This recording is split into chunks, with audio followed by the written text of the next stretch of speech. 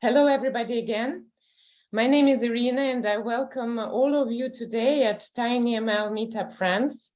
As usual, we stay committed to support and grow tinyML community. And I am very pleased to relaunch this series of webinars in 2023. Today with me, I have my colleague, embedded engineer Marco Fariselli, who is joining me from Italy. Thank you, Marco. And he will be helping me to moderate today's discussion. With Marco, we invited a special guest today, and I will let Marco to introduce him in a moment. Traditionally, at the beginning of this webinar, I would like to say a couple words about the sponsors and upcoming events. So here you can see all the strategic partners of growing tinyML community. A couple words where you can find more information and discuss all the events, updates and see everything what is happening in tinyML. It's a growing meetup community. You can scan the QR code. Don't forget the LinkedIn page in groups. And the YouTube channel, which is updated almost every day, and you can find all the videos, including this recording, starting from tomorrow, actually. So don't forget to check. Two important physical events that are planning to be, the first one is in California, in Burlingame. It's tinyML Summit. Please check the updates on tinyML website. Pay attention that there is a nomination for the awards, and all the submissions, you can send the submissions right now. Another second event actually that is happening in EMEA, it's a physical event in Europe, and we're very happy to be there as well. So it's going to be in Amsterdam in June. So again, check the updates on tinyML website. And now I will give a word to Marco, who will introduce our special guest. Marco, please, the stage is yours. Thank you, Irina. Thank you very much. So I'm Marco, and I will moderate the talk of today. If you have questions, as Irina said, write them in the Q&A window, and I will read them to Manuele, which will answer. I'll let Manuele finish his presentation first before starting reading your questions. So Dr. Manuele Rusci received the PhD degree in electronic engineer from the University of Bologna in 2018. He is currently holding an MSCA postdoctoral fellowship at the Katholieke Universiteit in Leuven, after being a postdoc for several years in the University of Bologna. His main research interests include low-power AI smart sensors and on-device continual learning. So thank you very much, Manuele, for presenting today. And now I will let you present your TinyDenoiser. Thank you very much. Thank you, Mark, for the introduction and start. And today, I will talk about speech enhancement on low-power microcontrollers. And in particular, I will explain our methodology to design and then deploy some deep learning-based models that we referred as the TinyDenoiser on some multi-core MCU based on RISC-V architecture. I have to mention before diving into the work that this work has been conducted in collaboration with people in Greenwest Technologies, and you can also find a paper on this that is can actually found on arXiv. So let's jump into the work, but before talking about speech enhancement in particular, I would like to give you a little bit of context first. We are talking, and we are targeting here in this context, some very tiny sensor speech-based that you can think about as the hearable device that everybody of us probably is using right now. Inside such of tiny devices, you can find different components that helps you to collect data and elaborate. So in the picture here, you can see indeed that such a tiny device includes some sensor like microphone sensors, some units for process the data coming from the sensor and then play thanks to the actuators through the speakers or communicate via radio. And of course, these devices need to be battery powered. You can imagine now that because of the tiny constraints in terms of size, these batteries are really small. Here I put like 60 million per hour in terms of capacity, which turns into a battery lifetime of tens of hours if the power consumption is actually as small as tens of milliwatts, which is kind of challenging if we take into account all the different devices that we have into our system. For these reasons, we typically refer to low-power digital processing unit as the main core of the system, and in this case, the interest goes to microcontroller units. This device actually has a power envelope of few tens of milliwatts when active, or can go as low as a few microwatts when in sleep mode. And this is typically reached by using single core CPUs with running at few hundreds of megahertz and few megabytes only of on-chip memories.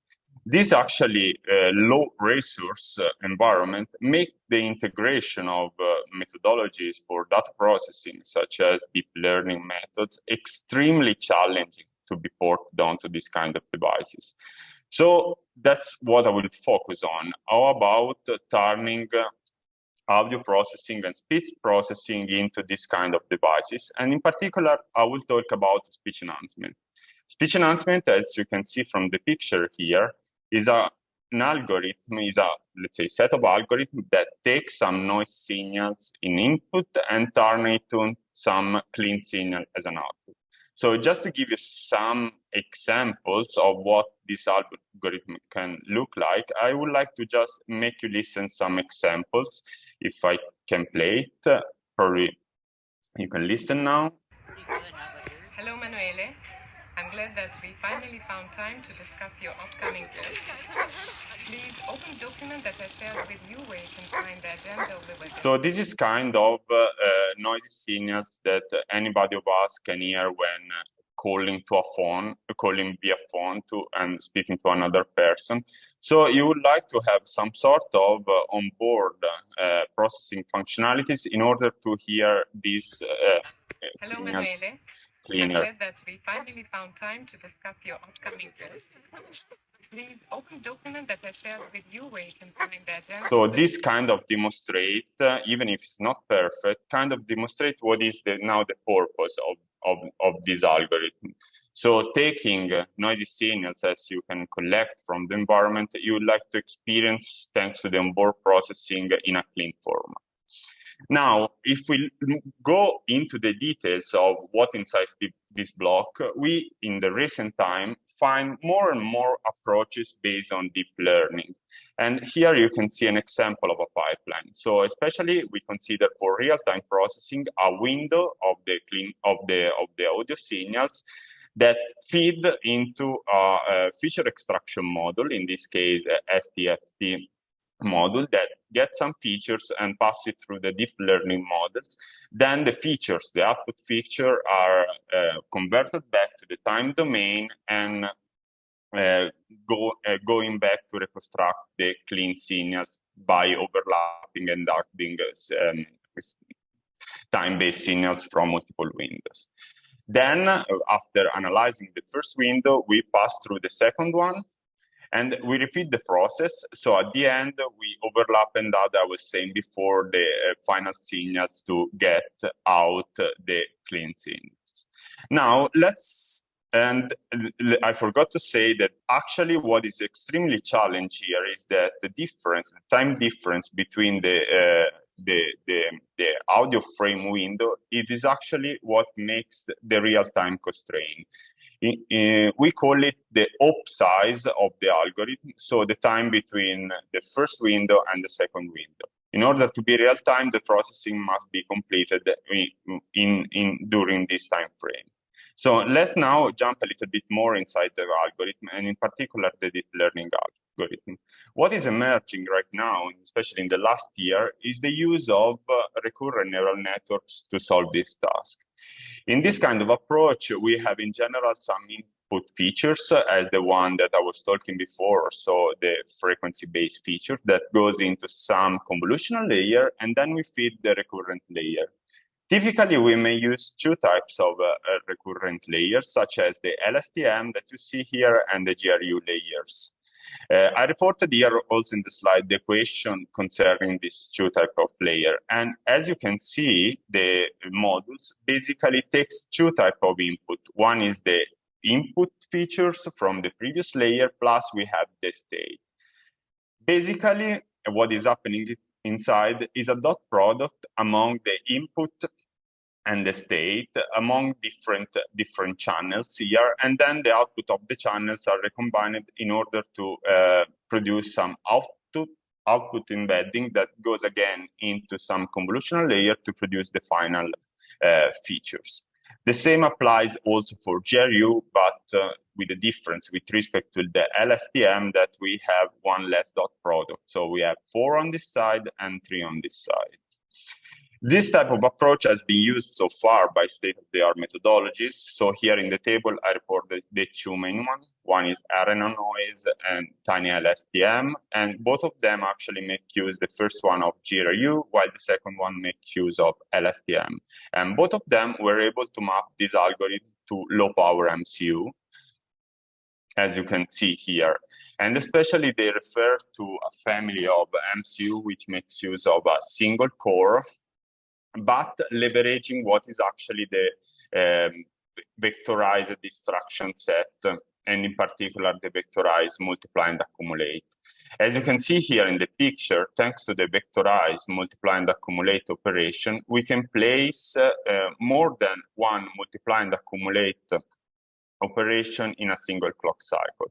So we have our usual words of 32 bits, here representing the weights, here representing the input features, and we can place 2 multiplication plus 1 addition into a single clock cycle.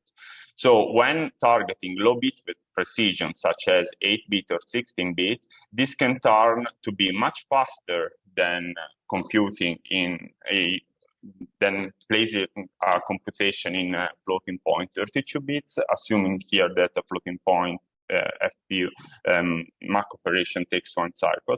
Plus, we can gain some memory compression because of the lower memory footprint required to store 8-bit or 16 bits. And also note that these MCUs used in this same kind of implementation features a low budget in terms of memory consumption, less than few megabytes.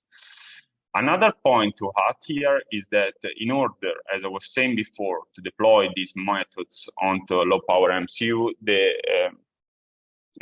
some quantization strategy has been used. So in general, whenever we train this kind of deep learning methods, we may use floating point 32 for the bit precision of the weights and activation.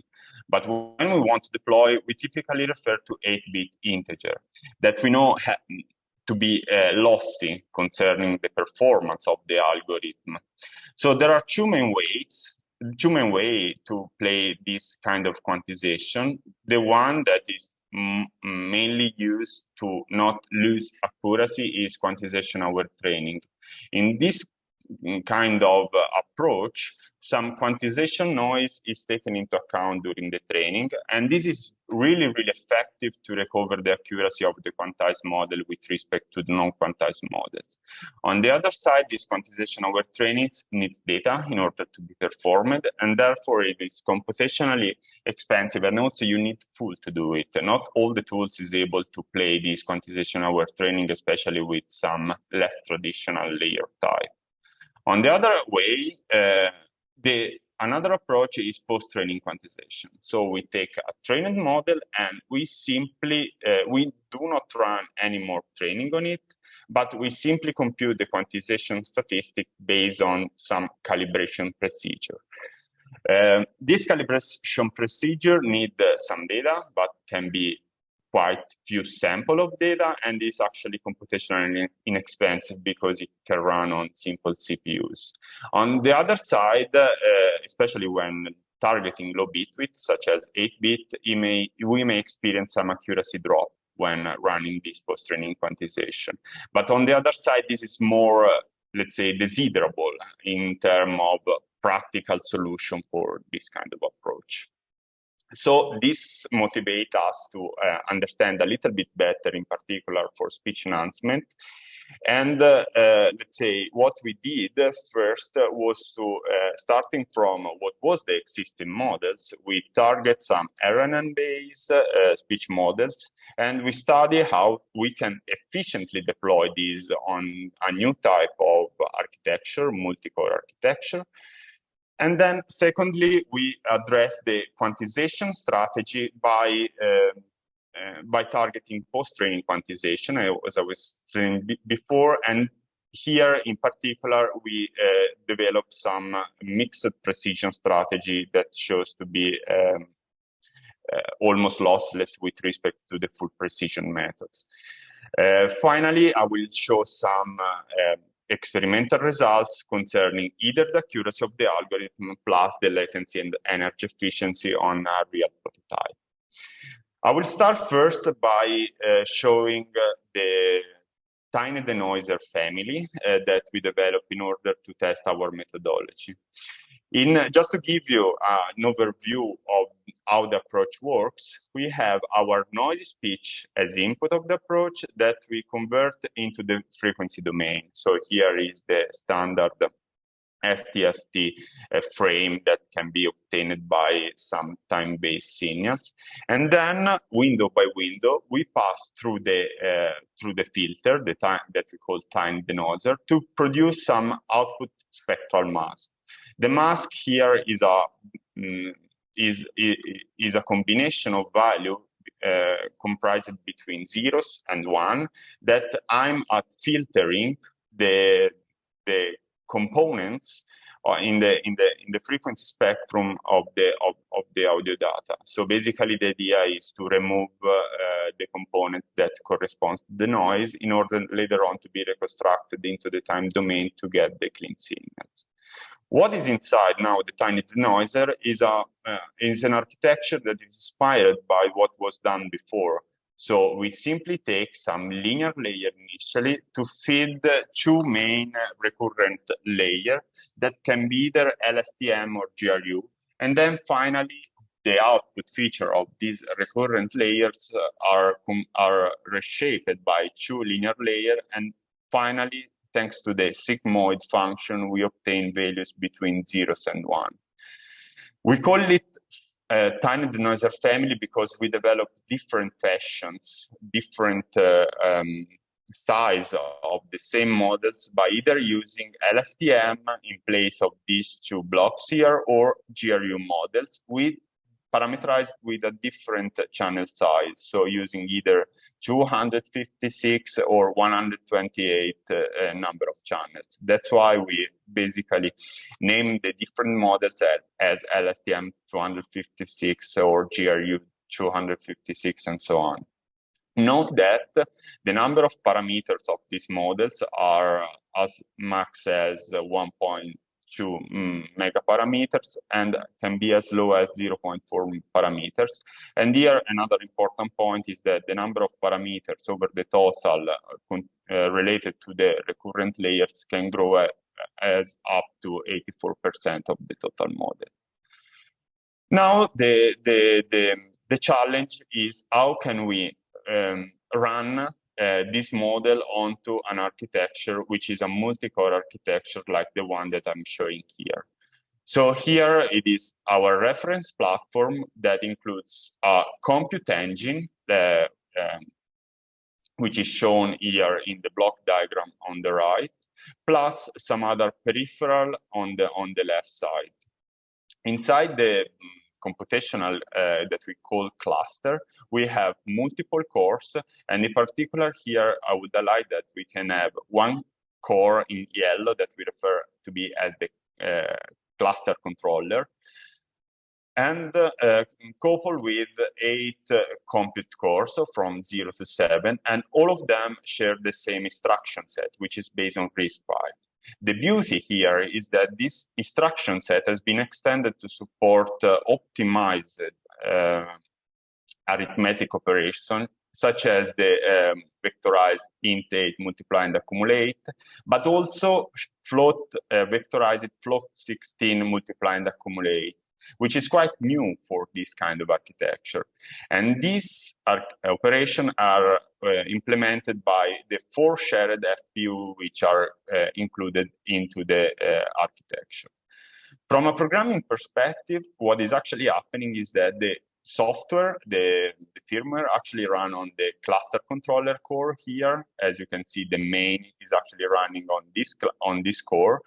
And time to time, it can offload some compute task to the other cores, the 8th one. So all the other cores will realize some specific function in parallel.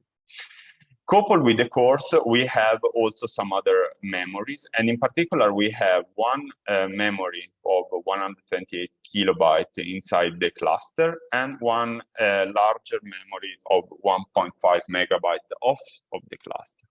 The difference here is the bandwidth. So while fast access can be granted for L1 access, here the accessing data to the L2 is much slower, so it can be as 10 times slower than accessing the data to the L1.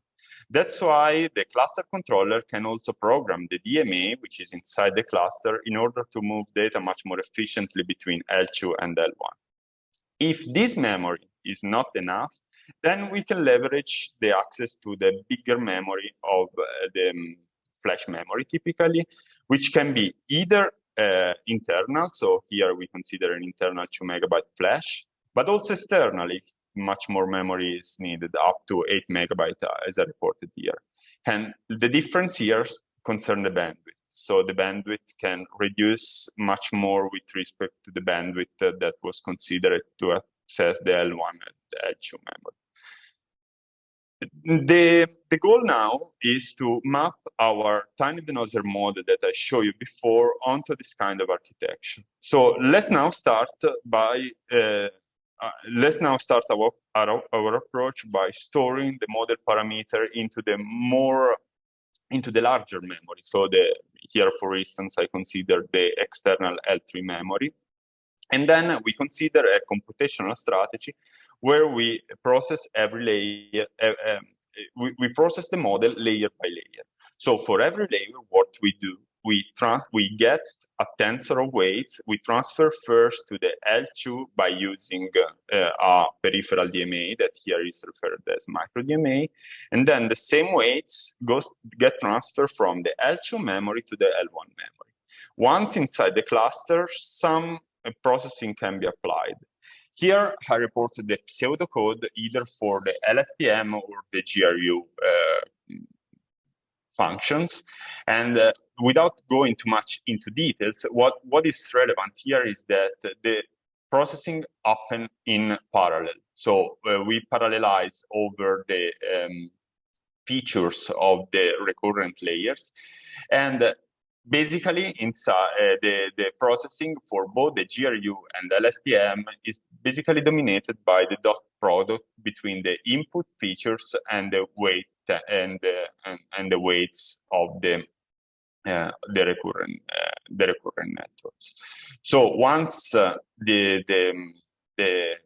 weight parameter has been transferred to the cluster control can now float the processing to the compute cores in order to elaborate the data and produce the output. Now, let's add just a little bit more of modeling. At the end of the day, if we assume this computational model, we are going to have that the inference time is basically going to be the sum of the time required to process every layer, which is basically considering the contribution for moving the data between L3 and L2, for moving the data between L2 and L1, plus the computation time. Now, first problem that we address is that weight tensor may not fit the L1 memory.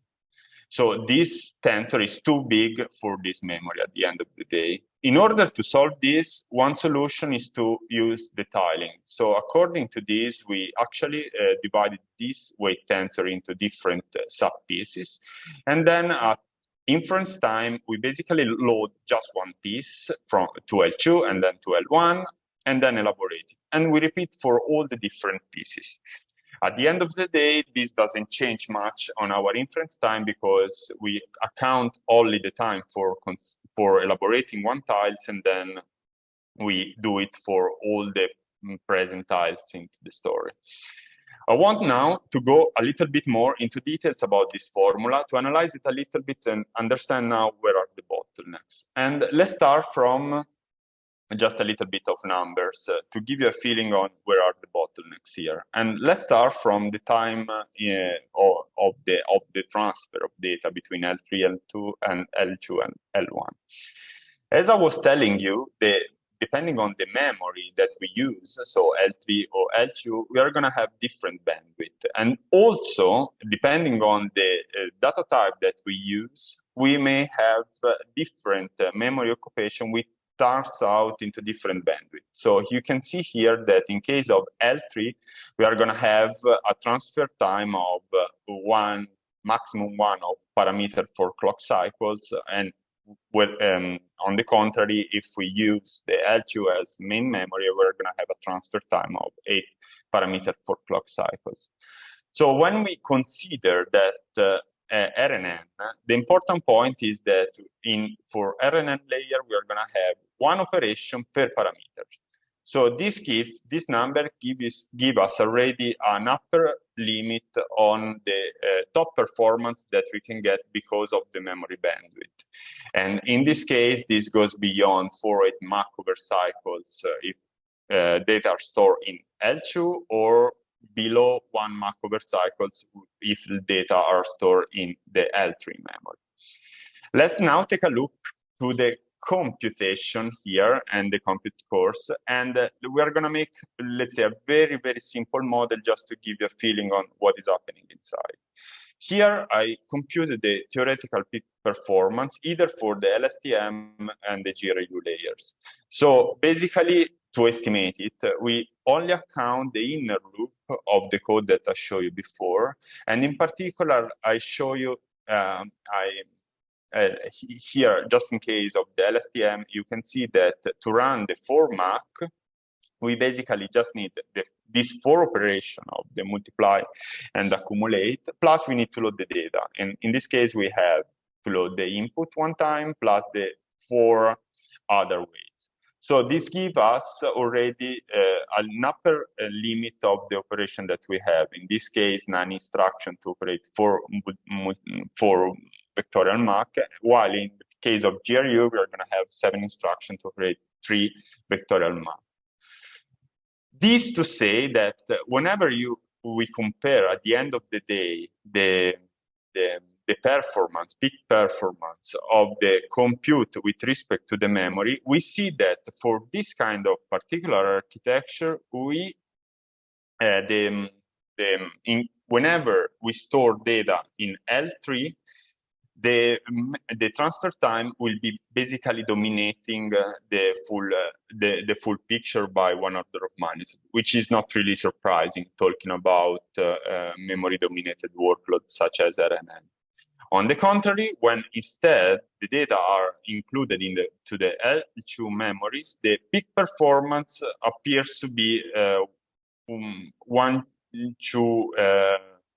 between 1 and a factor of 2 faster, depending if we are using FP16 or int8 performance. But still, we are talking about a theoretical limit. So let's say we are on par when we consider L2 operation.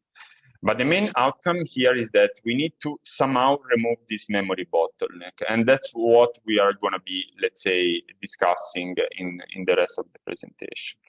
So one very simple trick, starting back from the picture where I was before, is to try to remove as much as possible data from the L3 memory here. One simple solution is to, before of the inference, move the data completely into the L2 memory. We call this mechanism promotion. So whenever it is possible, just take the data and move it inside. And thanks to this, we can simply remove this factor from this equation. What I want to highlight it here that the higher is the compression rate of your models, the more weight tensor you can move inside the architecture, so getting rid of the memory bottleneck. Secondly, another main aspect here is that still now, let's say we are in the case of let's say contributing either the transfer time and the compute time. In order to speed up a little bit more, what we did was to interleave the memory transfer from the L2 to the L1 with the compute of the RNN layer while already on the L1. So the mechanism is very simple. So we transfer the first tile and we operate on it. When the compute cores, basically this cores here, operate on these tiles already present in memory, the cluster triggers the transfer of another tiles from the L2 to the L1 memory. This is done in software by simply, as you can see from the pseudocode here, by simply triggering the DMA transfer while placing the computation. So here inside of the for loop, which iterates over the different tiles, the cluster controller will load some DMA transfer, then will process the data, and then we'll write the results afterwards when they are already they have been computed. So at the next iteration, the one tiles is going to be present in memory in order to be executed, so we can launch the transfer of the next tiles. This basically makes the transfer time transparent to the compute time. That's how we further speed up the execution of these models on the MCU. Lastly, I haven't been told that much about the quantization. So how can we effectively compute and implement quantization of this model? Because clearly this has been trained using high-level frameworks such as PyTorch, where we use floating point arithmetic. In this table below, I'm reporting the results of the different quantization for the different models when testing on one of the more widespread dataset, which is the Valentini dataset. The performance are reported in terms of PESQ and STOI, which are two indicators that are used in this kind of application. And here, the higher is the value, the better it is. There is no real, let's say, constraints here. Plus, I'm also reporting the memory footprint in megabytes. So first of all, we can see that thanks to this novel architecture, we can simply quantize the models to FP16 simply using a casting, and these start to be lossless, and more importantly, totally data-free. So simply push button, we can have a model that is basically equivalent performance-wise to the floating point, but with a memory footprint which is half with respect to the baseline. On the contrary, we try to use 8-bit post-training quantization, which is here reported in terms of int8. And here instead, we saw some decrease in terms of the PESQ number, as you can see here in the table, as well as 2x gain in terms of memory footprint. But we weren't satisfied that much about this loss. So we placed at the end an observation, and the observation was basically that most of the parameters of this type of models are actually inside the RNN layers. So what we did at the end was simply applying some mixed precision schema. And in this case, the mixed precision, we only quantized to 8-bit the recurrent recurrent layers, while leaving the rest to floating point 16. And thanks to this strategy, we experience an almost lossless solution if you check on the PESQ and STOI factors, but still gaining a memory saving of 1.4, 1.7 with respect to the baseline, which is actually close to the gain that you can get in terms of 8-bit, but at lossless impact in terms of accuracy. This is concerning the after quantization, so we collect some numbers on the hardware, and for this test we use the GAP9 architecture that is actually implementing the architecture that I was plotting before on the system side. And in particular, we benchmark either a fast mode where the system can run up to 370 megahertz, and also the low power mode at 240 megahertz and a reduced voltage. In the plot here, I'm reporting the speed in terms of Mach over cycles. The higher here is the better. And while below, I'm reporting the average power consumption for the different models of the family that I was showing before. I'm also using different configuration that I will comment from now on. So first, we basically put everything onto the external memory. And especially for the larger model, this is actually needed because, as you can see from this raw factor that measures the amount of parameters of the L3, so 84% of the parameters now are in the L3. And now the Mach over clock cycles is basically constrained by the usage of the external L3 memory. This can also be observed in terms of power consumption, because in addition to the power budget of the chip, which is around 40 milliwatt, we have an extra power consumption for the external memory of additional 45 milliwatt. And these models, actually, because it's too large, cannot actually fit inside the internal flash here. For the other GRU model, instead, that's a little bit different. Still, when using FP16 and external memory, we are still limited in terms of Mach over cycles by the external memory. But in this case, because it's a little bit smaller, we can leverage the internal flash memory. So we can put also the model in the internal flash, and the Mach over cycles grows a little bit, but not that much, because we are still limited on the memory side. At the same time, but the power consumption decrease a little bit, because we can get rid of the external power, but let's say we increase a little bit the power consumption of the logic, because the chip now is running faster. Total different stories for the smaller model. Here you see that the raw factor decrease, so it means that more and more weights are now in the L2 memory, and now the Mach over cycle can increase up to 2 Mach over cycles here. Then we started playing our mixed precision quantization. And when playing mixed precision quantization, basically what happened beneficial for all the models is that the memory footprint gets smaller. So the amount of parameters that need to be in L3 decrease. And so basically we can play the promotion strategy that I was telling you before, that make the speed increasing up to 2 Mach over cycles here or 3 Mach over cycles here. Lastly, we also reduce the voltage of the chip in order to place some voltage and frequency scaling. And in this case, we didn't see much decrease in terms of Mach over cycles. Actually, the Mach over cycles increase in these two cases because the internal flash memory has a larger bandwidth for low voltage.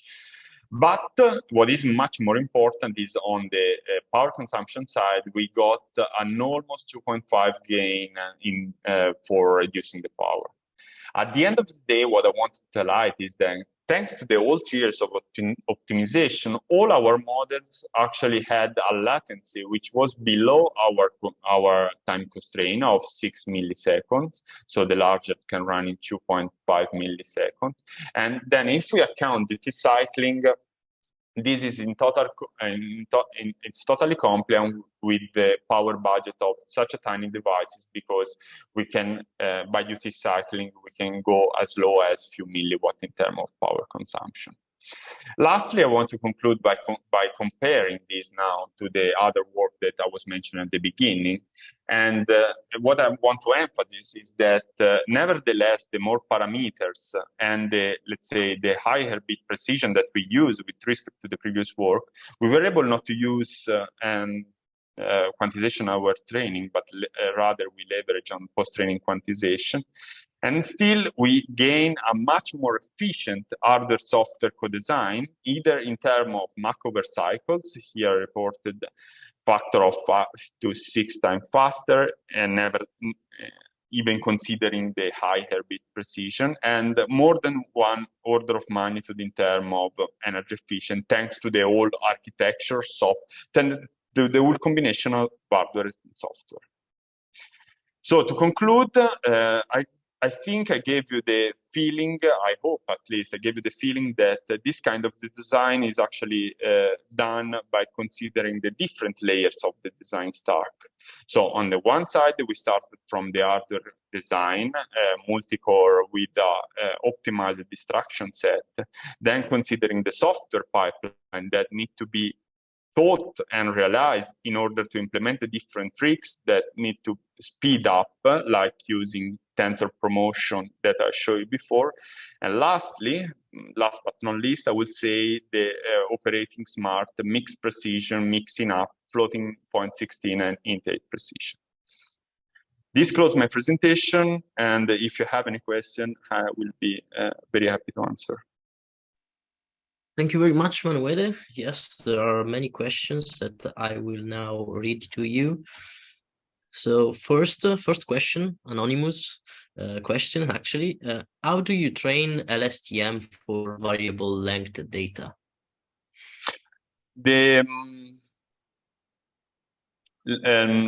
Let's say at training time, basically we keep clips of audio of pixel length. But even though you can considering of fetching from your data loader, let's say same amount of length from different clips. I mean, there are multiple strategies here. The important point is that if you use some sort of batch training to fetch it homogeneously. Another question from Islam is if the code is open source. The application code, so the general infrastructure, is actually open source. The part of the code, so concerning like the basic kernels, is actually included in the repository of, is actually part of the software development kit of Greenways and can be accessed after request. Yeah, exactly. From Glenny, is the RISC-V MCU you are describing small enough in size to fit into an earbud alongside all other components?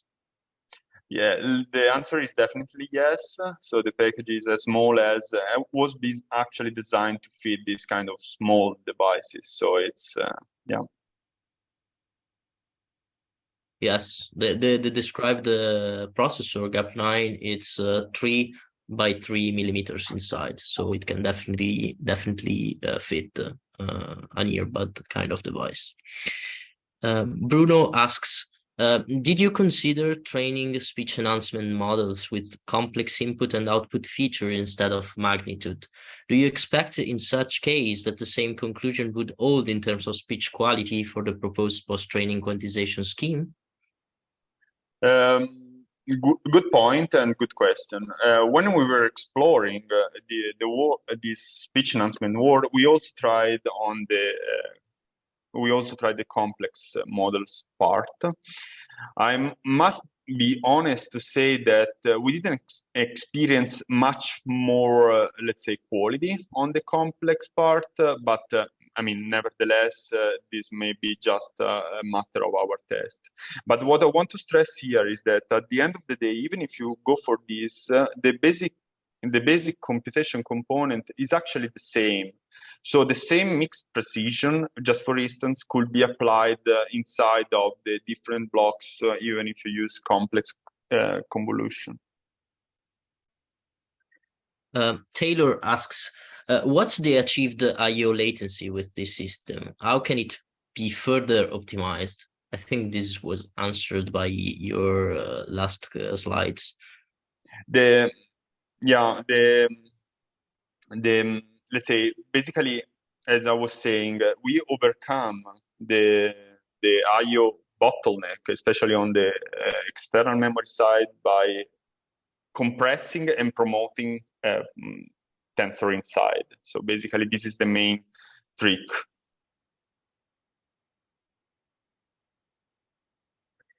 Another question that Egas asks is, can you please explain more about memory utilization scheduling, especially when dealing with high nonlinearity cases? Okay, so I can try to go a little bit more. I mean, there are two types, let's say, of memory scheduling here. So one is the network-wise scheduling on the memory. So basically, you need to organize the different layers of your models in order to be present on the inner memories one after each other when needed. So there is basically an optimizer which plays one first optimization there, so where to play the different model with the different tensors over time. And then there is a second optimization, which is inside this one, inside each layer. So inside each layer, this second optimization gets the memory of the coefficient, splits into different pieces, and then load it. So first we load the first, then we transfer the second while processing the first, and so on and so forth. So the full inference is a combination on these two memory utilization routines. Another question from an anonymous attendee is 25 milliseconds block sizes seem high for a real-time application. Can this system be modified to work on 1 to 2 milliseconds block of data? Let's say, according to our experiment, the short answer is no. Still, maybe, but I'm not enough expert on audio processing to say it's not achievable. Consider anyway that from a quality perspective, from let's say a perception perspective, when listening to the demo, at least maybe it's not, let's say I'm the designer, so probably it's not the right person to say, but it's barely perceivable, this latency. Even because, if I can add, even because that the processing happens with upsize of just 6 milliseconds. So the actual block in between, you apply this. The block size is 25 milliseconds, but you apply it every 6 milliseconds. So Indeed. they are overlapping. So the thing is it's averaging over time. How you get the idea of mix 16 by trial and error? No, I've been working on mixed precision by several years, I would say, and let's say because before there was more the trend of mixing up very low bit precision. So we were trying mixing up 8-bit, 4-bit, 2 bits. Then we realized that this was a little bit expensive in terms of training procedure. So when the hardware was mature enough to produce new data types such as floating point 16, and let's say these open up a new way, and especially for post-training precision, which is actually very effective, as this case demonstrated. Couple of questions from Mehmet, which are very interesting. First one is, would using MEL and MSCC transformations after STFT lead to a faster inference? Do you have experience with such pre-processing functions? Sorry. Somebody's using it, and this can be beneficial because you can then, let's say, reduce the feature side. So basically, you are scaling the full computation. Then you need to invert this function at the end. So I would say more than MFCC, some people is using other MEL spectrogram features. Let's say here we got inspired from one of the previous work. That's why they use a job STFT. Another question is, would using sequential speech enhancement, which combines deep learning with traditional filters like winner filters, sequential, instead of an end-to-end method, lead to an increase in performance? Yeah, also, I mean, probably is a trivial answer, but let's say according to some basic test, the answer is yes. Let's say the main difference, if I would say, is that where maybe traditional filters struggle a little bit more is on non-stationary noise. That maybe deep learning based we observe it to be a little bit more robust. So by combining, it's basically trivial that you can get out of them the best. You use 1 times 257 vectors as input of the model, right? And in this case, the LSTM does not capture the time relation between samples. Would taking multiple windows, such as involving past windows, like 5 windows of 257, lead to LSTM to capture time relation and perform better? Yes, but then you lose real time. That's why the selection of one single feature. So you have a trade-off. You want real time, or you want more relation in the feature space. So that's let's say we had to privilege the real time. We went for let's say single. And then let's say here the concept is that that's why the usage of the recurrent layer inside, so we can keep the memory in the recurrent layer instead of getting multiple input. Yeah, I got it. So instead of batching 5 by 5, having 1 by 1 leads to us a better quality in the real-time scenario. We have overlapping output windows at each inference cycle. What is the procedure for the overlapping parts, as they would be denoised multiple times? Which one would be used? Simply adding.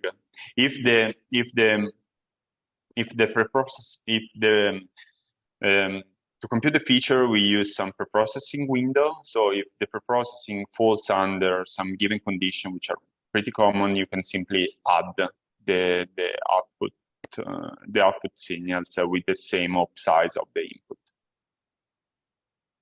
input. Edward asks, have you explored using Huffman coding to compress the weight matrices to reduce the number of slow memory accesses? The answer is no, and this is actually a very good point. Probably is one of the way to push this kind of stuff a little bit faster. Would the distribution of the weights in this application allow this kind of compression?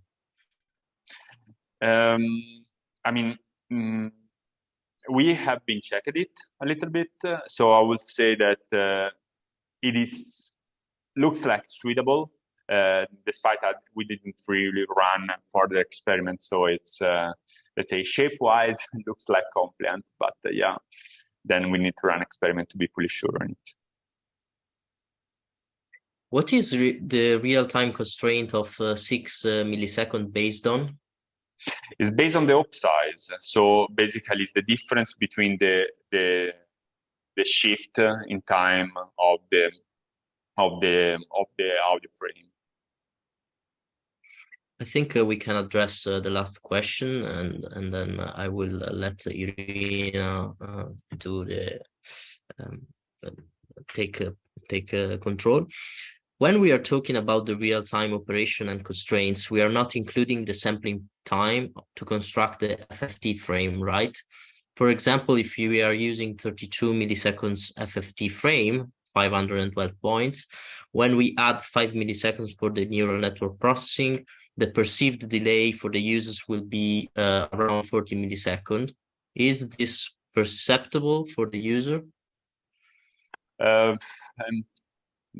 It's not really like this, because actually it's, the acquisition is like a rolling buffer. So as soon as you complete 25 milliseconds, you process it. So at the end of the day, the latency is 25 milliseconds plus the processing, which is a few milliseconds, and this is why I was saying it's not really perceivable.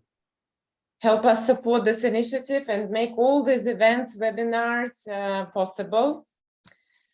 So executive strategic partners, Edge Impulse, Qualcomm AI Research, Syntian, Platinum strategic partners, Deep Light, Katholieke, Renesas, Sony Semiconductor Solutions Corporation, Gold strategic partners, Analog Devices, ARM AI, PhotoHub, Microsoft, NXP, SenseML, ST Microelectronics, Synaptics, and you can see all the silver strategic partners here. So at this slide, actually, I would like to thank Marco and Manuele for your participation and for the possibility to have this amazing webinar. Thanks to all of you, dear audience, and we'll see you next time. Don't forget to check all the tinyML links that I shared with you before. Thank you very much and have a great day.